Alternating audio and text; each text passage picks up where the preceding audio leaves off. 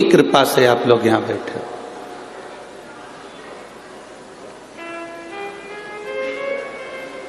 आप अगर सावधानी से श्री ददरहुआ धाम बालाजी के दर्शन करेंगे, श्री हनुमान जी के दर्शन करेंगे,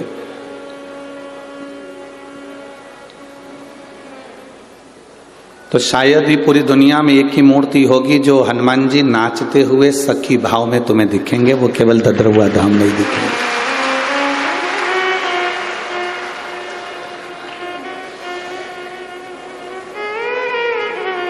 अच्छा बताओ, व्यक्ति नाचता कब है? जम के तो बोलो जरा। किसी के घर में कोई बीमार पड़ा है तब कोई नाचेगा क्या? अरे बोलो तो रे जरा जम के। ए भिंड की जीजी हो जरा, और भिंड के जीजा हो। कोई घर में बीमार पड़ा है तो कोई नाचेगा? अब तुम ददरहुआ धाम आओ और बालाजी तुम्हें नाचते हुए दिखे तो ये नाचते क्यों है? क्योंकि उनको मालूम है मेरे पास में उसी को बुलाता हूं जिसको मुझे ठीक करके भेजना है, इसलिए मैं नाचता रहता हूं। मैं तो बुलाता ही नहीं हूं। तो ये कोई बीमार पड़ा हुआ और तुम कहो कि घर में कोई को बोतल चढ़ रही हो, ऑक्सीजन लगी हुई हो, और तुम बड़े अच्छी साड़ी माड़ी पहन के झामर झुमका डेंटिंग पेंटिंग पूरी करके 2 घंटे तक लाइन माइन खींच के और नैन में लगा लोगों के, और फिर तुम नाचो।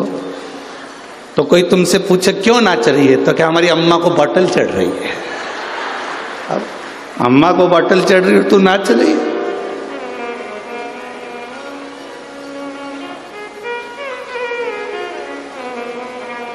बालाजी महाराज ये नाचते इसलिए हैं कि मैं बुलाता ही उसी को हूं जिस पे मेरी कृपा होती है। वो यहां तक पहुंचता ही वो ही, नहीं तो वो तो सीधे ग्वालियर से आगरा चले जाता। वो अंदर प्रवेश ही वो करता है जिस पे मेरे को कृपा करना होती है, दया करना होती है। तो आस्था चैनल के माध्यम से जितने पूरे विश्व के शिव भक्त इस पवित्र 5 दिवसीय शंकर सुमन शिव महापुराण की कथा को सुन रहे हैं, आप सब ये अंदाजा लगा कर बैठना कि ददरहुआ धाम सरकार की कुछ कृपा होने वाली होगी, इसलिए शिव कथा का आनंद आप अपने अपने घर से ले रहे हैं। ये उनकी करुणा से हो।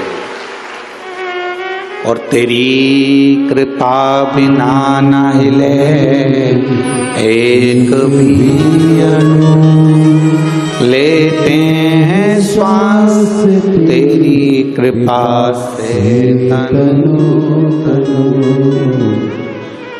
बखान क्या करूं मैं राखों के ढेर का, चपटी भभूत में खजाना कुबेर का। हे गंगाधार मुक्ति द्वार ओंकार तू, भोले ओंकार तू। आयो शरण दिया शंभु तार तार तू। देखो, जो चीज हमारे पास में नहीं होती हम उसको पाने का प्रयास करते हैं। जो मोबाइल हमारे पास में नहीं है उस मोबाइल को पाने का हम प्रयास करते हैं। जो वस्त्र हमारे पास में नहीं है उसको पाने का हम प्रयास करते हैं। फ्रिज नहीं है, कूलर नहीं है, वॉशिंग मशीन नहीं है, या कोई सामान नहीं है तो उसको पाने का हम प्रयास करते हैं। उसको पाने का तरीका ढूंढते हैं। ये मोबाइल मेरे पास कैसे आएगा, ये सामान मेरे पास कैसे आएगी, ये सामग्री मेरे पास कैसे आएगी, उसको पाने का हम कुछ तरीका ढूंढ रहे हैं।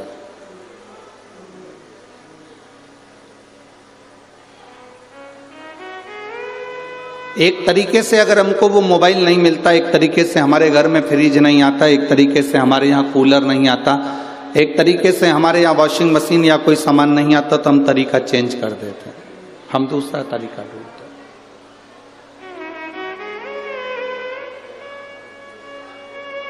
दूसरे तरीके से भी अगर हमको वो चीज नहीं मिलती तो हम कोई तीसरा तरीका ढूंढते हैं। तीसरे तरीके से भी अगर कोई चीज नहीं मिलती तो हम चौथा तरीका ढूंढते हैं। शिव महापुराण की कथा कहती है, अगर तुम्हारा दुख नहीं कट रहा, तुम बहुत जगह जगह जाकर धक्के खाकर आ गए और कष्ट नहीं कट रहा, तो शिव महापुराण की कथा कहती है थोड़ा सा तरीका चेंज करो, तरीका बदलो। अभी तक दुनिया में भटक लिया, जगह जगह जाकर हमने भटक कर देख लिया, अब हमें भटकना नहीं है। अब हमको उस भटकन को छोड़कर तरीका चेंज करना है, तरीके से बाहर हो।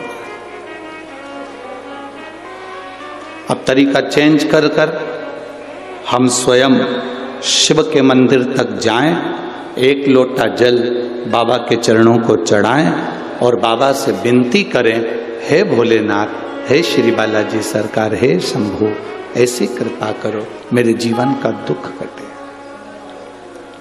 हम फिर उनसे कहें, हम उनसे प्रार्थना करें। जब तक हम प्रार्थना नहीं करेंगे वो सुने कैसे? एक मां को मालूम है मेरा बेटा 4 रोटी खाता है, पर मां 4 रोटी एक साथ थाली में नहीं रखती। एक मां को मालूम है मेरा बेटा 3 रोटी खाता है, मां 3 रोटी थाली में नहीं रखती। एक पत्नी को मालूम है मेरा पति 5 रोटी खाता है, पर पत्नी थाली में 5 रोटी नहीं रखती। कारण पति आवाज लगाता है, सुनो आज सब्जी अच्छी बनी है, 1 रोटी और लाओ। पत्नी को खुशी होती है। बेटा आवाज लगाता है, माँ आज दाल अच्छी बनी है, 1 रोटी और लाओ। माँ धीरे धीरे कर कर उसकी थाली में 1-1 रोटी 2-2 रोटी देती है, पर एक साथ सारी रोटी नहीं रखती। पत्नी 1-1 2-2 रोटी रखकर अपने पति की थाली में देती है, पूरी रोटी नहीं रखती। उसी तरह जैसे हम अपनी माँ को पुकारते हैं, माँ 1 रोटी और लाओ, माँ को प्रसन्नता होती है। पति आवाज लगाता है पत्नी को, मुझे 1 रोटी और ला कर दो, तो पत्नी को प्रसन्नता होती है, आज मेरे पति ने अच्छे से भोजन करा, मांग कर भोजन करा, तो पति को देखकर पत्नी प्रसन्न होती है। उसी तरह जब हम देव अधिदेव महादेव के चरणों में बैठते हैं और उसके चरणों में बैठकर 1 लोटा जल समर्पित कर कर कहते हैं, बाबा मुझे ये दुख है, तो बाबा भी उसको काटने के लिए आतुर होता है। अपने दुख को दूसरे से ना कहिए, अपने दुख को अपनों से कहने का प्रयास। जब खर्चा और व्यर्थ की चर्चा,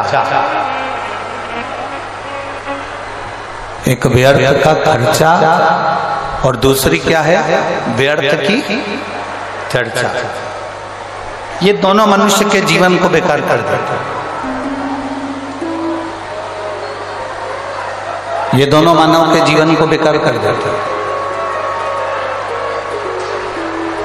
व्यर्थ का खर्चा भी मानव जीवन को बेकार कर देता है और व्यर्थ की चर्चा भी मानव के जीवन को बेकार कर देती है।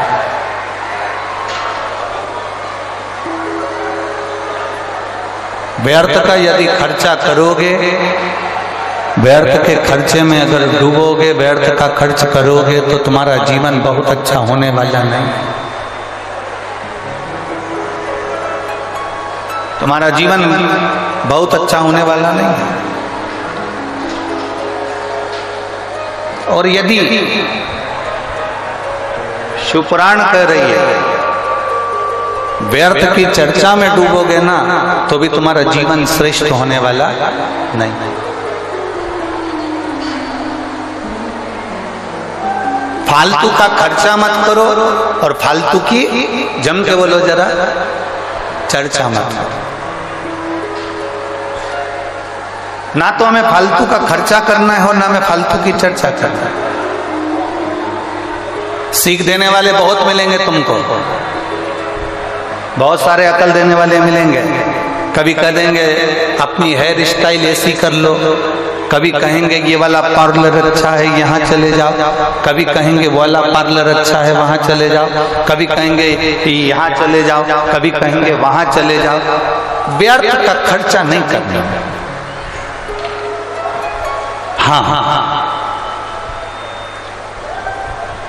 थोड़ा सा धन यदि तुम्हारे पास में अगर बच रहा है, थोड़ा सा पैसा यदि तुम्हारे पास बच रहा है, हम ये भी नहीं कहेंगे कि तुम दान कर दो, हम ये भी नहीं कहेंगे कि तुम किसी मंदिर में दे आओ, हम ये भी नहीं कहेंगे कि तुम किसी को ले जाकर दे दो। यदि तुम्हारे पास में थोड़ा सा धन बच रहा है तो इतना जरूर करो कि अपने ऊपर, खुद के ऊपर थोड़ा सा खर्च करना प्रारंभ करो, स्वयं की जिंदगी के लिए कुछ अच्छा करने का प्रयास।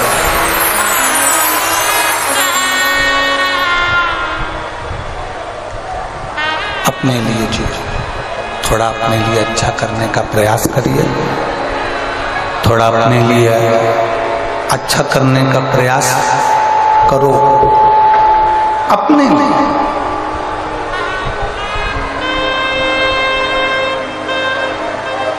और मत बुरे कर्म कर बंदे वरना पछताएगा, भगवान की आंखों से तू बच नहीं पाएगा। चिल्ला के बोलना पड़ रहा, चिल्ला के बोलना पड़ रहा। बच नहीं पाएगा। अरे ओ अज्ञानी मत करना। थोड़ा सा धन यदि तुम्हारे पास में बचे, थोड़ा सा पैसा यदि तुम्हारे पास में बचे, स्वयं पे खर्च करो। और स्वयं पर खर्च करना किसको कहते हैं?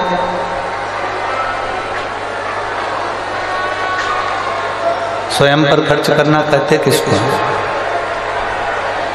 स्वयं पर खर्च करने का मतलब क्या होता है? बहुत अच्छे अच्छे कपड़े धारण कर लो, बहुत अच्छे आभूषण धारण कर लो, बहुत सिनेमा देख लो, बहुत ऊंची गाड़ियों में घूम लो। स्वयं पर खर्च करना इसको कहते हैं क्या? नहीं। जब थोड़ा पैसा, थोड़ा धन आपके पास में यदि बच रहा है,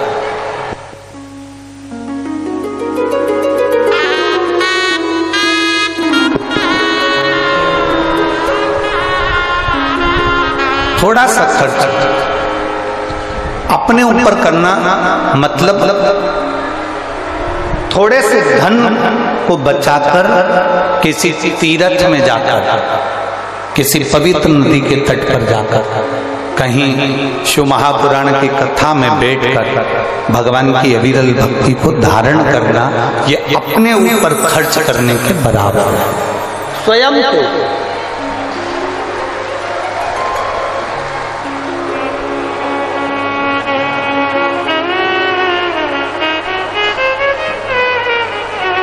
मत दो किसी से। आप 1 रुपया भी दान नहीं कर सकते, मत करो। आप किसी को अठन्नी नहीं दे सकते, मत दो। अपने ऊपर खर्च करो, स्वयं के ऊपर। स्वयं के ऊपर खर्च करने से मतलब है कि भगवान की अविरल भक्ति की ओर जाइए, भगवान के भजन की ओर जाइए, भगवत स्मरण की ओर जाइए। एक कदम भी हम जब भगवान की ओर बढ़ाते हैं, एक कदम भी हम जब भगवान की ओर अग्रण्य होते हैं, हम तो केवल एक कदम चलकर भोलेनाथ जी की ओर जाते हैं।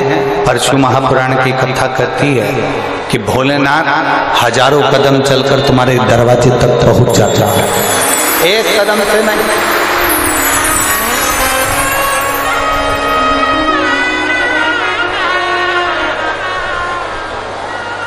हजारों कदम से चलकर मेरा देव अधिदेव महादेव, मेरा उगड़गानी, मेरा शंभू, मेरा त्रिकालदर्शी, मेरा कैलाशी तुम्हारे द्वार तक पहुंच जाता। व्यर्थ का खर्च मत करो और व्यर्थ की चर्चा मत करो।